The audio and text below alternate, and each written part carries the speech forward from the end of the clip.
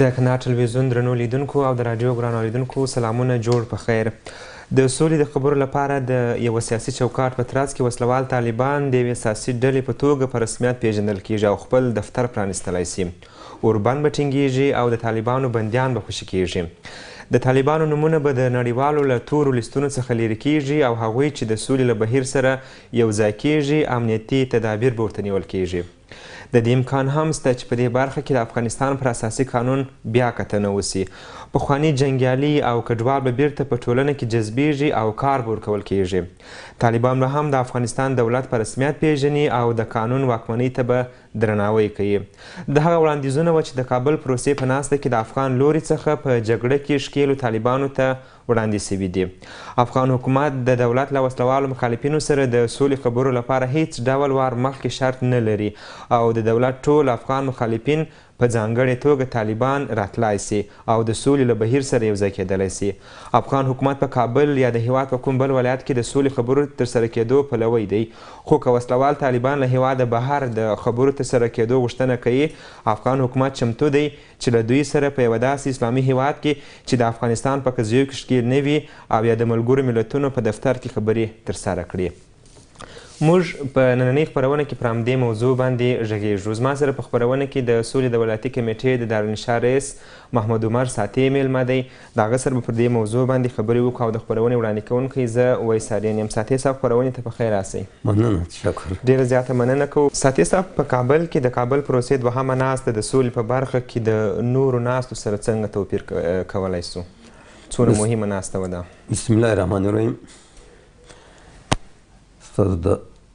راډیو تلویزیون درنو لیدونکو او اورېدونکو ته د سلام او احترام په وړاندې کولو سره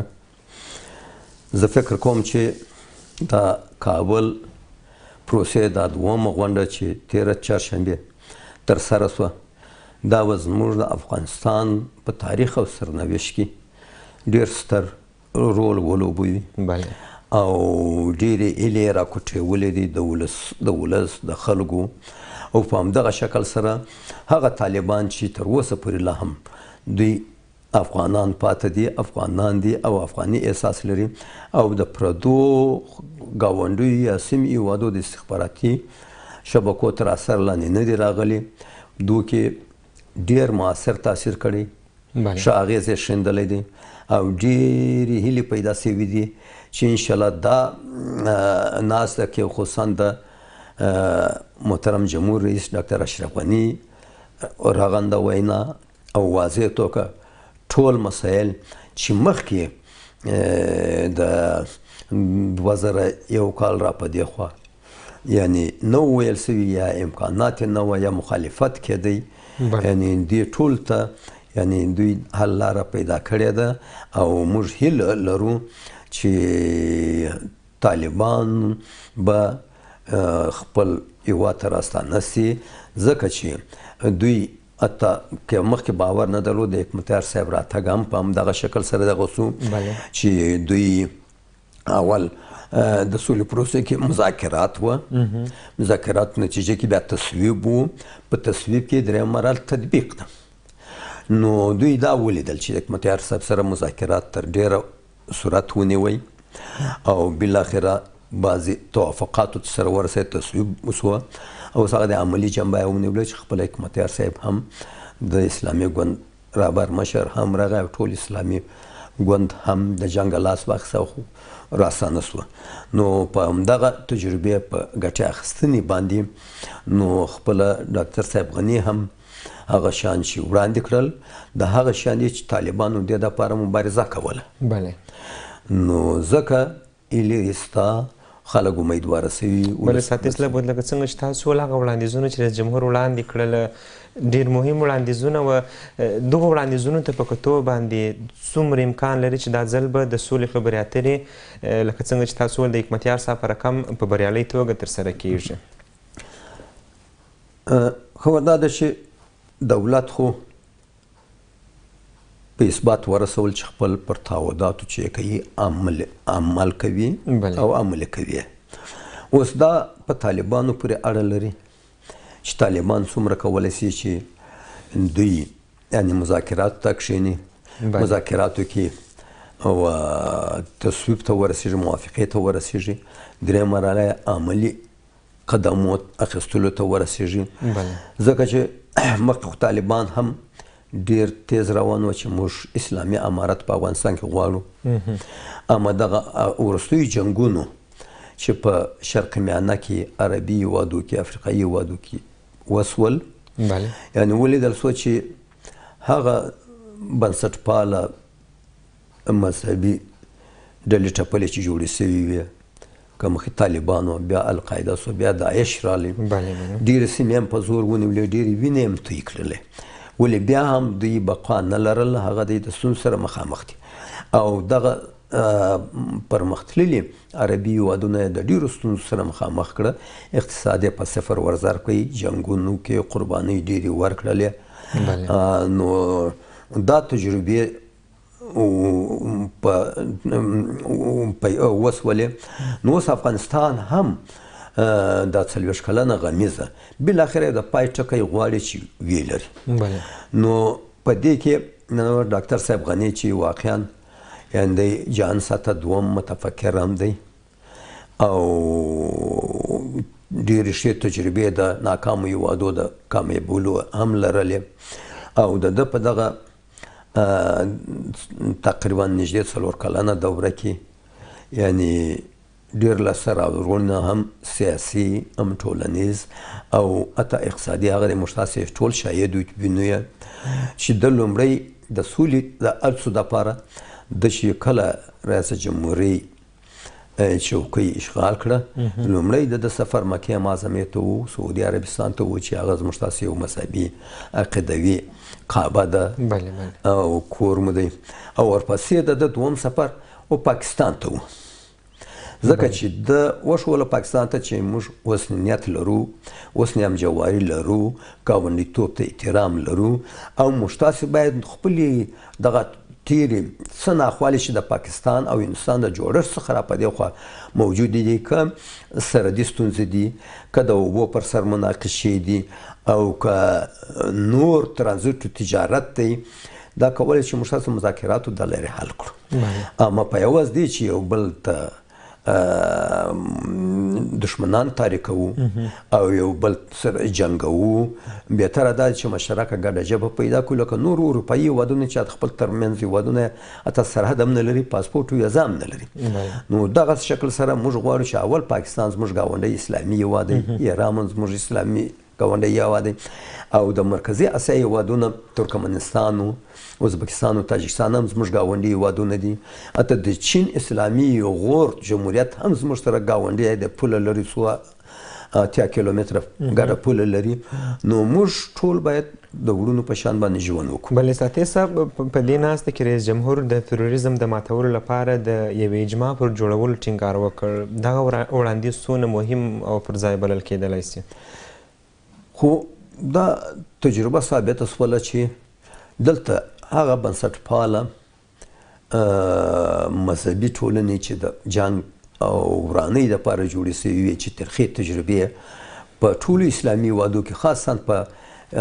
منځني ختیځ کې او په افغانستان دې سیمه کې ولیدل سوې،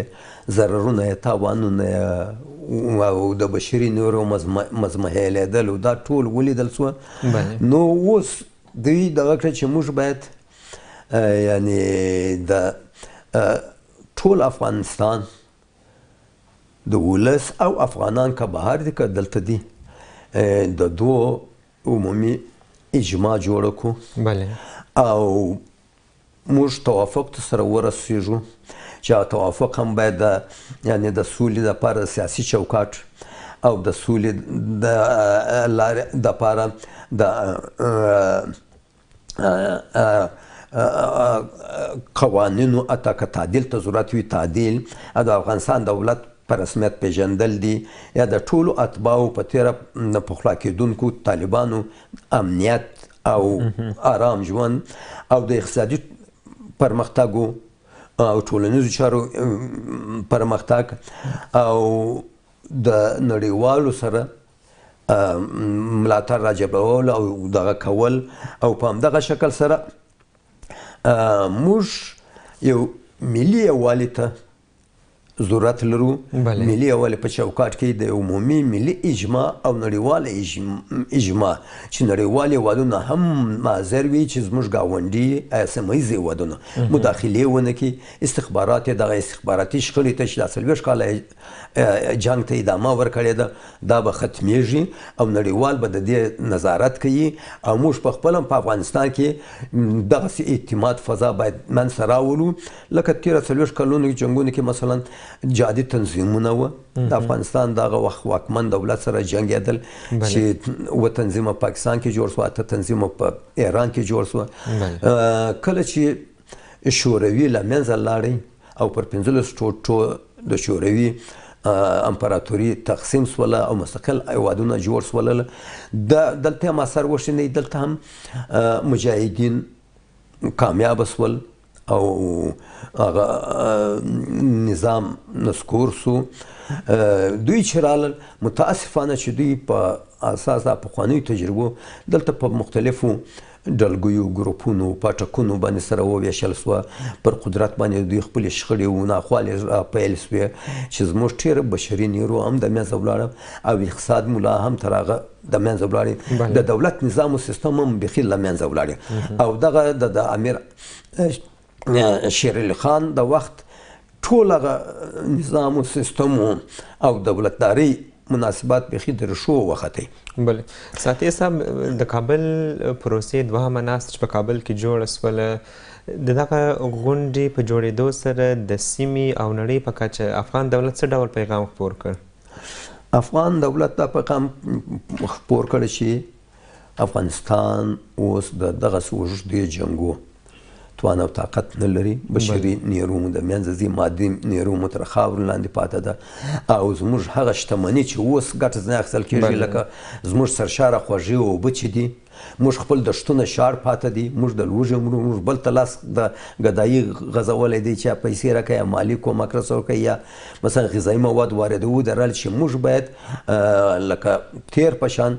زموږ زراعتي پیداوار باید ټوله نړۍ ته ولاړ سي کوم میوه‌جاتې کوم سبزیجاتې کوم غلجاتې کوم حبوباتې حتی کوم مالداري و پسونه و دغه دي نو موږ باید دغه بدبختي چې پر موږ باندې راغلې ده چې د ګاونډیو ځینې فتنه انګیزه ګاونډیو هېوادو او یا د سیمې هېوادو د خوا راباندې ټپل سوي یا د دوو ابرقدرتونو د رقابتو ترمنځ موږ همیشه غوبل سوي یو نو موږ باید خپل افغاني واک خپل کړو او موږ دا خپلې ستونزې حل کړو او ټول مرور وروڼه په همدغه شکل سره لکه پخواني شوروي پلوه نظام نسکور سو او دلته هغه مجاهدینو تنظیمونه رال چې خلکو امید ځینې درلوده اول دا قهرمانان دي دا بسته یو ابرقدرت پر 15 ټوټو وویشئ بلکې به افغانستان آباد کړي ولې بدبختانه هغوی تر بد بدتره کوي وروسته دغه طالبان تاریک هم چې لا منځته راغی هغه د دوی ناخوالو دغه منځته راوستی ځکه چې د مجاهدینو په وخت کې دلته پاټکونه وه غلاوې وې مسؤلیت نه و امنیت نه و نظام نه و قانون نه و او هر پاټک خپله پاچا و دا د قندهار په ښار کې موږ تاسې په یاد څو پاچاهي څو قدرتونه چلېدل د هر تنظیم بیل قدرت ولې طالبان چې منځته رالل طالبانو دغه قدرتونو د قدرت چې ذریعه له منځه یوړې یو باید امارت یې جوړ کړي او امنیت راغی ولې اقتصادي لحاظ څخه هم وروسته پاته سو او د ټولنیزو لحاظ څخه هم وروسته پاته سو خصوصا تعلیم تربیه پر مخ دروازې تړلې سوې او هغه بشري انساني حقوق چې د بشر دپاره انسانان دپاره یې که نر دي که ښځې هغوی تر پښو لاندې سوې د ښځو مکتبونه مطلق تړلې سوه د معارف دروازې تړلې سوې فقط یو څو مذهبي مدرسې را پاته سولې او نور نه انکشاف دپاره ترې وې نه بل شي دپاره تره وې نو دغه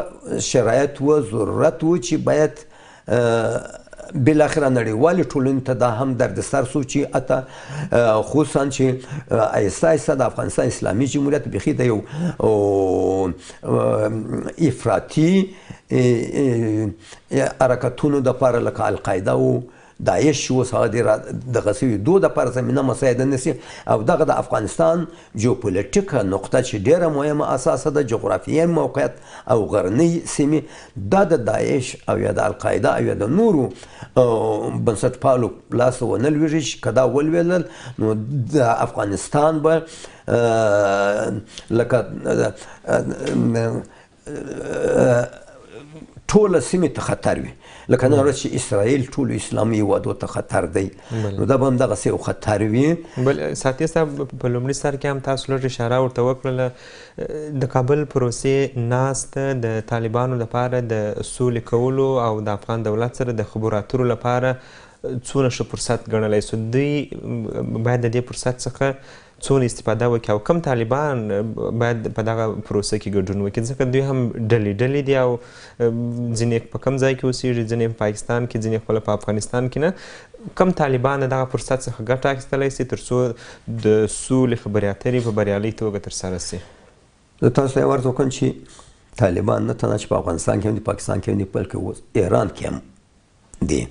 او پاکستان کله چې په اوس مرحله کې دغه هم ابتکار د خپل ډاکټر غني و چې پاکستان یې انزوا ته دغه کوي او بینالمللي فشار یې پر راوستی د ملګرو ملتو ملګرو ملتو امنیت شورا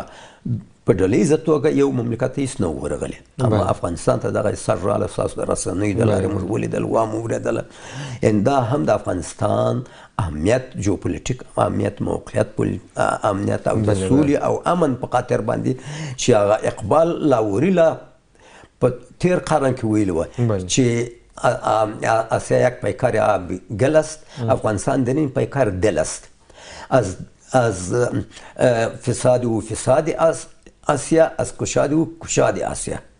یعنې دا افغانستان موقعیت ډېر تاریخ کې دغه دی موږ تاسې فضل د خدای 15,000 کلن ژوندی تاریخ لرو افغانان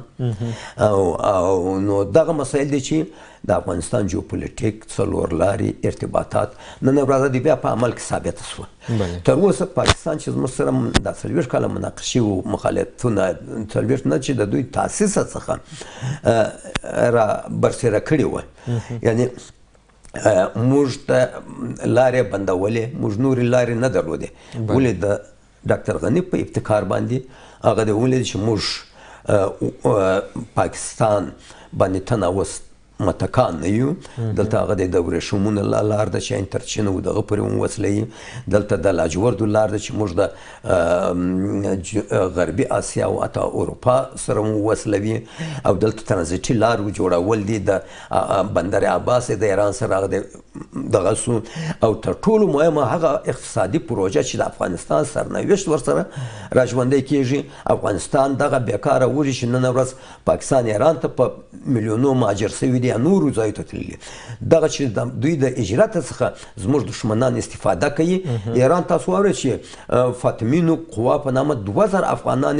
قرباني کړه په سوریې کې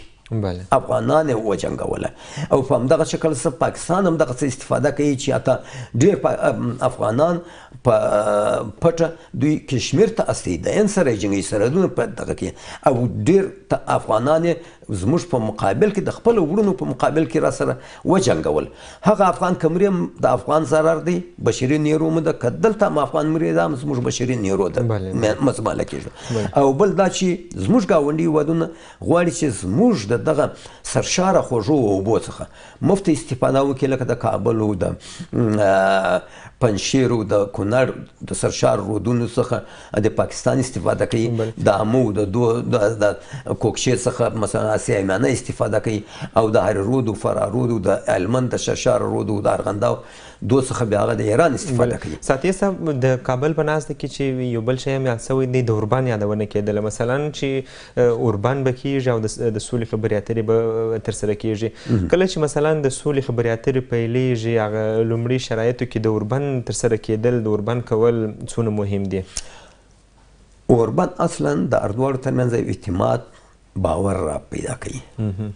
چې اردوړو په واقعي توګه څخه د مذاکراتو پیل منلی دي قبول کړي دي عقیده ورته لري احترام ورته لري او د دوی پریکړې باید عملي سي نو د دې یو شرط دا دی چې باید اوربند وسي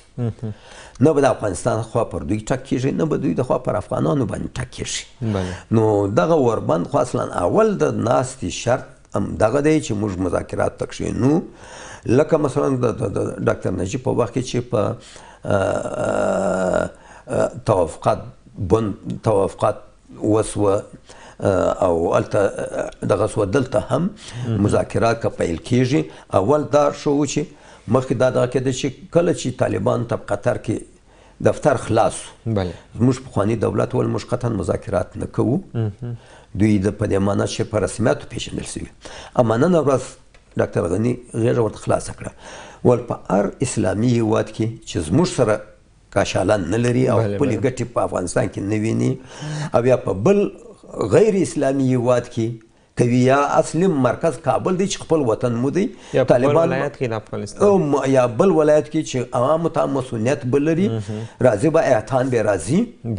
او افغانستان به هم ایتان ورته یعنې مذاکرات به کوي لکه د حکمتیار مذاکرات چې د انټر کنټرل هوټل کې زه خپله شاهد یم ورکشاپ ته تللی وم په انټر کنټرل کې وم دوی مذاکرات په انټر کنټرل کې وسوه توافق ته ورسېدل تصویب سوه بالاخره هغه د حزب اسلامي راغی معضله یې حل سوه اوس یوه معضله په افغانستان کې چې پاته ده زموږ د طالبانو د وړونو ده او دې دپاره هم اشرف غني په ډاکه د کابل پروسې دوم کنفرانس کې ورته وویله چې دغه دی ستاسو مسؤلیت به تامین وي په ځای کې چې مذاکرات کوئ مذاکراتو په وخت کې او اساسي قانون کې تعدیل غواړي د شرایطو د ضرورت په اساس باندې چې زموږ دغه اوسنۍ منافع ګټې په خطر کې ونه لویږي یعنې زموږ دغه د اتباعو حقوق که د نرو دي که د ښځو دي که د ځوانانو دي که د بوډاګانو دي حقوق ته ضرر ونه رسیږي یعنې موږ قانون اساسي کې هم تعدیل راوستلی سو او موږ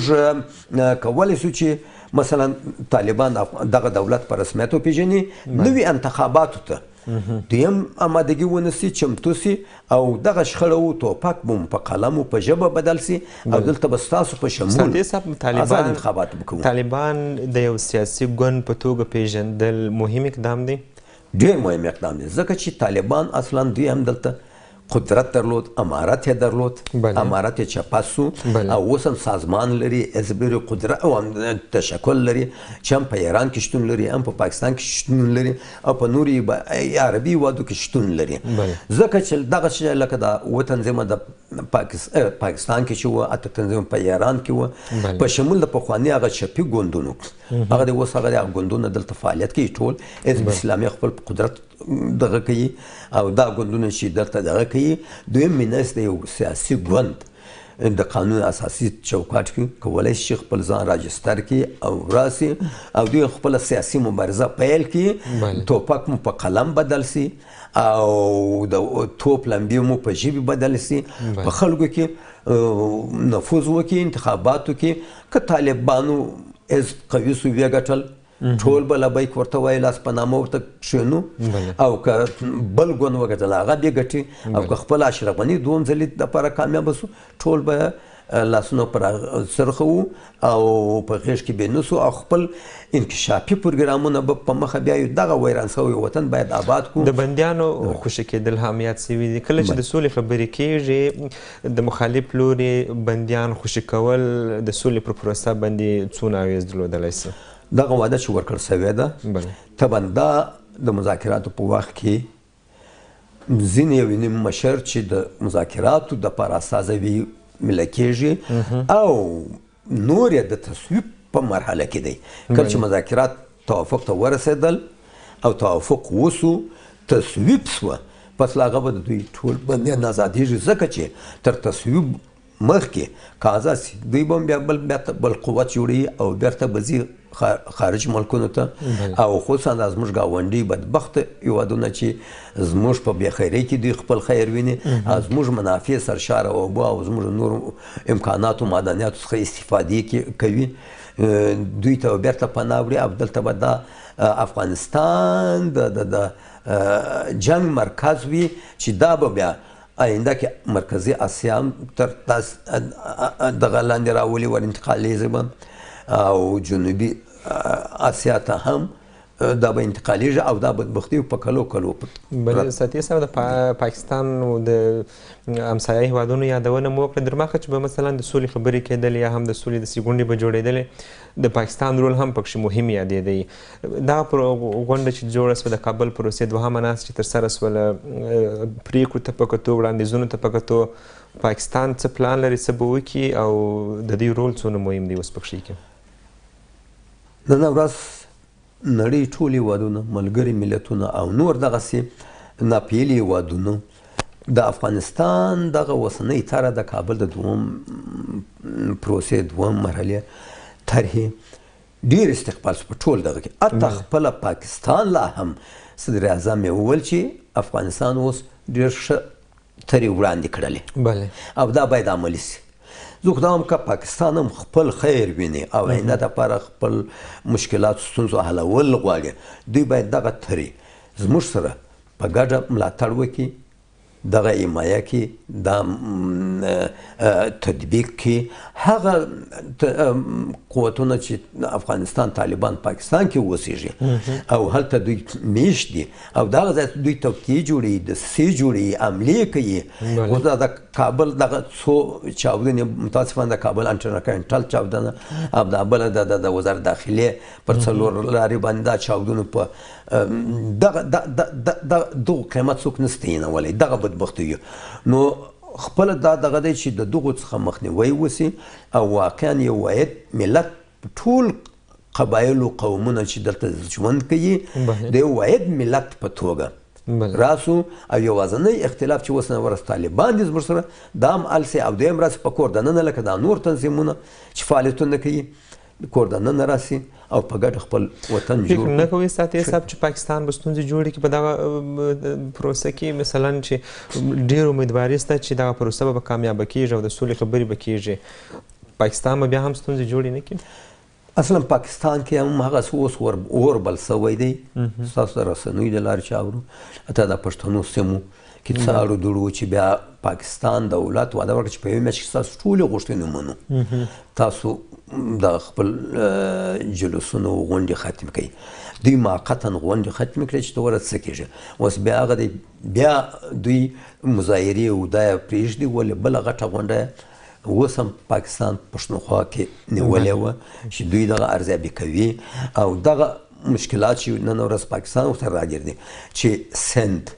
هم اوس حرکتونه پکښې راغلي دي او پنجاب غواړي خپل حاکمیت په ټولو صوبو باندې تامین کړي او دلته پښتني سیمې هم پښتني او بلوڅو هم تحرکات راغلي دي چې دغه د پښتنو او بلوڅو تاریخ خصوصا بلوڅ تاریخ هم ایران خپل په خطر ځان په خطر کې ویني هم پاکستان هم په خطر کې ویني او دغه سني مذهب چې په ایران کې دي ایران د دوست هم خطر ویني او پاکستان هم نن ورځ په ټوله نړۍ کې انزوات ته ولاړې او بندیزونه امریکا هم پر دوی وغوښتل حتی امریکا هم او ملګرو ملتونو د افغانستان دغه دریځ د اشرف غني د کابل د پروسې د دومې غونډې ملاتړ اعلان کوي ټولو خصوصا امریکا په کلکه ملاتړ اعلان کوي نو دغه هغه امیدواري دي چې پاکستان به که چیرې بیا هم توطیې کوي دسیسې کوي او ورپکې ساتي او سلای ورکوي او راسته وي بالاخره به د پاکستان خپل شتون په خطر کې پاکستان به هم هره صوبه بېل مملکت سي لکه د هند سره چې جنګېدی او بنګلادیش آزاد سبا به پښتانه یوې خواته ازادي غواړي بلوچستان به بیل ازادي غواړي سندیان به بیل ازادي غواړي پنجاب یو ټوټه هلته و اسلام آباد ته پاتې شي بله بله او ساتي صاحب که چیرې طالبان هم د دې فرصت څخه استفاده نه واخلي بیا به څه کېږي بدې پایلې به څه وي بدې پایلې به دغه وي چې که طالبانو دې فرصت څخه استفاده ونه کړه نو طالبان لکه اوس چې په تور لیست کې ډېر غړي راغلي ټول تنظیم به په تور لیست کې سي پر دوی باندې به نړیوال بندیزونه د کومکو د مرستو وسي ولې اوس خو هغه طالبان سره روسیه هم کومک کوي عربي ملکونه هم کومک ورسره کوي ایران لاس هم ورته خلاص دی ایران د لارې د روسیې سره ارتباط دوی تامین کړی دی او دوی دغه سرشاره عاید د دوه څخه چې لاسه راوړي او یا په افغانستان کې خصوصا زموږ د جنوب غرب ولایتو خصوصا هلمند ته مخدره موادو څخه نشي توکو څخه سرشاره عواید چې په لاس راولي یا زموږ په سرحدو کې چې دغه زموږ معدنونه دي چې نن ورځ پاکستان او ایران دا استفاده ځنې کوي چې په هلمند کې ډېر غني سوی د دغه معدن لرو موږ ته د سنگ رخام چې قیمتترینه ډبره ده او دغه مسایل یا سرشاره اوبه مو دي دوی په استفاده دغه باندې نو طالبان که راسي یعنی موږ به خپل پر دارایی باندې هم حاکم سو خپل پر جغرافیایي قلمرو باندې به هم حاکم سو او موږ بیا د ګاونډیو هیوادو سره د دوستي تاره ورکو چې څومره اوبه تاثیرات لري موږ یې درکوو برق دغه اوس نه ورکه افغانستان پاپلاین د ټاپي پروژې پاپلاین خپل د خاورې تیر نه کړي پاکستان هم مطلق د انرژي د سقوط سره مخامخ دی هند هم مخامخ دی او په همدغه شکل سره څه دا نه دی سوا دا کاسا زر چې د شمال د خوا څخه را روان دی برق او 500 میګاواټه د تور غونډۍ د لارې راځي او پاکستان ته به تېرېږي او زموږ دغه به هم د دې څه استفاده کوي ریل خط چې د پاکستان د سرحد څخه به تور غونډۍ سره وصلوي او په همدغه شکل سره د پاکستان ترانزیټ چې افغانستان خدای خپلې لارې پیدا کړي چې د لاجوردو لار ده او د دغه ورېښمو لار ده خپل دغه اسیا میانه ته وړي پاکستان هم بیا اسیا میانه خپل د محصولاتو بازار نه درلودی نو هغه د هند پروت او که په کښتیو کې رسولی تر قیمت یې کریا زیاتېدل نو دغه اوس چې د دوی دغه محصولات تولیدات اسیا میانه ته پر افغانستان تله هم د تورخم د لارې هم د سپین بولدک د لارې د تور غونډۍ ته او تورخم د لارې دا ټول یعنی د دوی ورستېږي بار ته لوېږي خپله ولسونه بیا د اختشاشونه را شروع کړي په خپل دولت په مقابل کې او خپل دولت به چپه کوي بلې ساتیه صاحب د وروستۍ پوښتنې په توګه که راته وایاست رئیس جمهور په دغه ناسته کې یادونه کړې وه که چیرې اړینه وه اساسي قانون ته به د سره کتنه وسي په کومه برخه کې به وي دا کتنه طالبانو ځینې غوښتنې مخکې وړاندې کړې وې چې موږ باید اسلامي امارت په نامه سي موږ باید دلته ځینې هغه د دوی دغه وي عقیدوي دغه وي نو خو دوی ویل چې قانون کې باید تعدیل راسي او نو ډاکټر صاحب غني جمهور رئیس هم دا وعده ورکړه چې هغه شیان چې ضرورت وي د ملت په ګټه د ولس په ګټه او د ولس د یووالي اتحاد سبب کیږي هغوی کې موږ کولی شو چې دغه کمیسیونونه جوړ کړو کمیټې جوړ کړو هغوی کې تعدیل ورکړو نو دا هغه مسایل دي چې نن ورځ افغانستان ضرورت لري ځکه دا اساسي قانون یعنی 15 کاله مخکې جوړ شوی و څو کاله چې تېرېږي تعدیلونه باید پکښې راسي نوی ځوانان را رشد کوي اقتصاد رشد کوي او ترانزیت او تجارت مو د مملکتو سره تفاوت کوي دغه کوي د ګاونډیو سره د حقوقو د تجارت او د ډیپلوماسي سیاسي روابطو په اساس باندې نو ځکه ضرورت ایجابیږي که طالبان راځي چې دلته په قانون اساسي کې په هغه موادو کې تغییر راشي چې زموږ ملي ګټې پکښې وي د ملي ګټو خلاف که دوی وایي چې مثلا د ښځو مکتبونه تړو د ښځو پر مخ د تعلیم تربیه دروازې تړو ښځو دفترو کې کار ته نه پرېږدو او دغه مسایل دي چې دا به بیا زموږ د اساسي قانون او زموږ د ډیموکراتیکې ټولنې خلاف وي دا زموږ ډیموکراتیکه ټولنه به بیرته زاړه قرن ته انتقالوي ډېره زیاته مننه ساتیه صاحب کور مو ودان تشکر ستاسو ژوندي اوسئ خیر اوسئ درنو لیدونکو او د راډیو ګرانو اورېدونکو ستاسو ټولو څه هم مننه کوو چې زموږ خپرونه مو تر وروستیو وکتل او واورېدل تر بلې خپرونې در څخه اجازه غواړو ښه وخت ولرئ د خدای په امان